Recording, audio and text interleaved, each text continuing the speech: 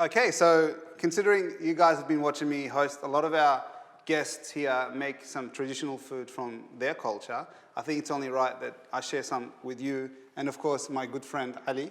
So Ali, today we're going to do, as we said, halawat halib. Yep. So our milk dessert, I guess, or milk sweets, which is based on really simple ingredients. And I hope I get it right, because my mum and my wife wouldn't be too happy. You don't want to embarrass them. That's right. So we start with making the shira, which is the syrup. Yep. So I've got 2 cups of water here. So pretty much we've got some water here, 2 cups, and I've got 2 cups of sugar. Yep.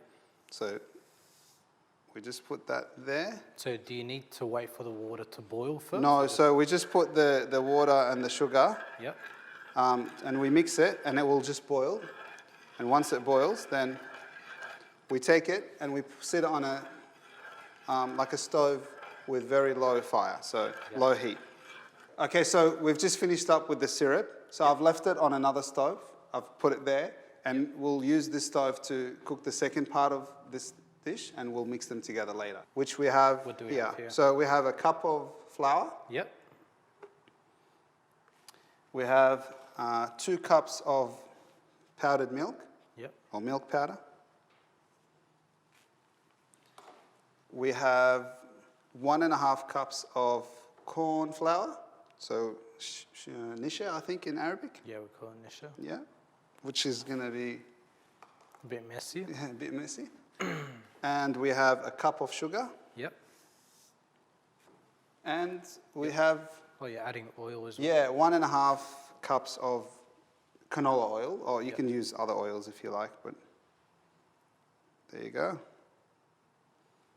And now the mixing begins. And sometimes, if you've got a sore arm, it's probably not going to be easy really to helpful? do.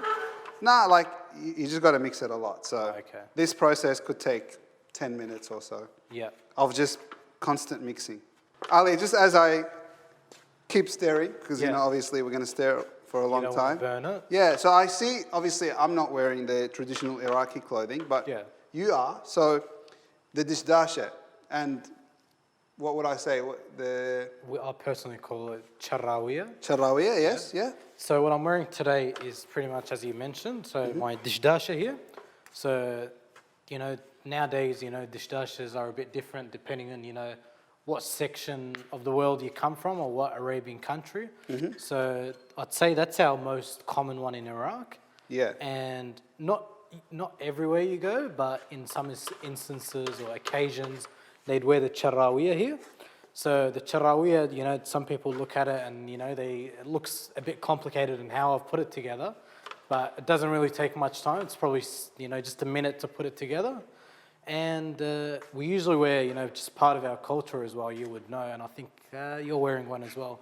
A ring as well? Yeah, on the right hand. So on the right hand, and, you know, we wear rings that have all... And you don't have to be married. Like, this is not a wedding ring. It's nothing. This is a holy stone, gemstone ring. Absolutely. That's correct, yeah. So this one here that I wear... What stone do you have today? It's called hadid Sini. Okay. Ooh. Okay. Yeah, I know what that is. It's kind of, you know, it's probably not a very popular one. It kind of is, kind of not. Okay, apparently it involves, you know, some mood swings to some people. Yeah. So it's kind of, you know, with rings, I feel like it's more... you know, what fits you, okay? Absolutely. What you're comfortable with. So I've got a variety of different rings at home. And different stones affect the personality differently, They do. isn't it? Yeah, that's right. So do you like this one? Yeah, like you know, my father has a ring that, you know, people always ask him about the ring he wears, and people think it makes him speak so well. They tell him, you know, you speak so well because of the ring that you have in your hand. Okay. And it's just, you know, it's just the culture behind it that we have. And, you know, what fits us mostly. So what type of ring are you wearing? I've got Durr Najaf. Oh, nice. So I'm from Najaf originally in Iraq. Yeah. And Durr Najaf, as you probably heard, is, you know, this particular stone is found in Najaf. Yeah. And it's a stone that represents Imam Ali, which your name comes from. That's correct. And he's the son-in-law of the Prophet Muhammad. Yeah. And he, to me, is a great role model for me. So, and he's buried in Najaf. So as well. when you wear, there's a saying that says, when you look at Durr Najaf, it's like that you're looking at the face of Imam Ali. So I like to have it with me. Yeah. And it just reminds me of him. Yeah. And it reminds me to try to uphold his character. Yeah, and I think my ring kind of links to yours as well in a way. Also, another thing, speaking about rings, is men usually wear silver rings. Yeah. Okay, and then you'd have similar rings with similar stones, but in gold, which women usually wear. Yeah, and even like in Iraq, even the wedding ring. Yeah. Like I've got a wedding ring, and it's a simple Silver. version of, just a round ring, I guess, no stone. But even then, that's silver, it's not gold. That's correct. Other cultures, you'll find sometimes the men will wear Both sexes wear a the- gold, a gold one, as well as the women. Yeah, so it's for us, the women will wear the gold and the man will wear the silver. We take the cheap stuff. Yes, gold wears gold and silver wears the silver, I guess. So this is just getting mixed now. And as you can see, the color starts to change as you're mixing it. Yeah, I could tell it's turned it to like more like And I've got a sore hand, yes? cake or like kind of, I don't know, it looks crunchy from here. Yeah, absolutely. But that's because we haven't added the second part, which is the sugar syrup. Yeah, So which is going to make them more like, yeah, so it'll be like a creamy, sticky kind of. But hopefully that goes well. yeah, so what you want to achieve is that all of the mixture here needs to be that brownish, goldish color. Yep, and I can tell you're not letting it stick to the... Yeah, so you want to keep moving, you don't let it, because the minute you let it sit, one side will Burn. color, Yeah. and the other side wouldn't, And then you're gonna have it burn. and you'll have different tastes. That's right. Yeah. Dark gold, I guess, Looks like like light it's brown. mixed together well as well. Yeah, so we've mixed it thoroughly, Yep. and now we'd want to add that sugar syrup. So we get the sugar syrup, we want to be very careful, Yep. and we'll just slowly, bismillah.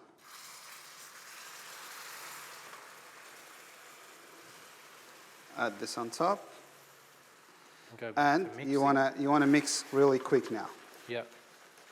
because Because you're trying to break it down. Yeah. And the syrup's quite hot as well. Yeah. So basically, what you're trying to do is make it become like a cream. Yep. Yeah. I feel sorry for your arm. No, it's okay. There's a lot of mixing involved. Absolutely. But it's starting to come together. It is. It's looking good from here.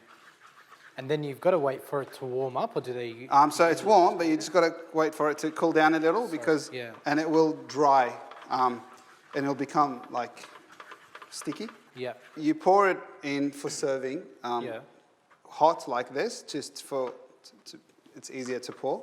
Yep. And you let it sit until it's cold, and you have it cold. And you can have it, on its own or with coffee. Yeah. Or sometimes people like a piece of like bread just to have with it. That's right. I've tried it with Yeah, so an Iraqi bread it's really nice with. So we'll turn that off. Yep. And You need a plate. yeah, we've got one here. So we'll just pour it a little bit. Oh, that looks so good. And it will spread, and will take shape. Yep. So as you leave it, it will take shape. But, just for this, because, I'm trying to get you to taste it quicker, so I'll just spread it out. And sometimes you could serve it on its own. We've got some walnuts. Yep. And what we'll do is we'll just put just a few like this. They even add to the taste. Yep. People sometimes, I think, put pistachio on it as well. Yeah, so you can do that, but I'm no cook, I'm no professional. But in Iraq, as you know, when somebody gives you food or makes you a meal, we say alif afia. That's what I was going to say that. Alif afia. Allah afik, shukran. Just watch it, it's hot on there. Yep.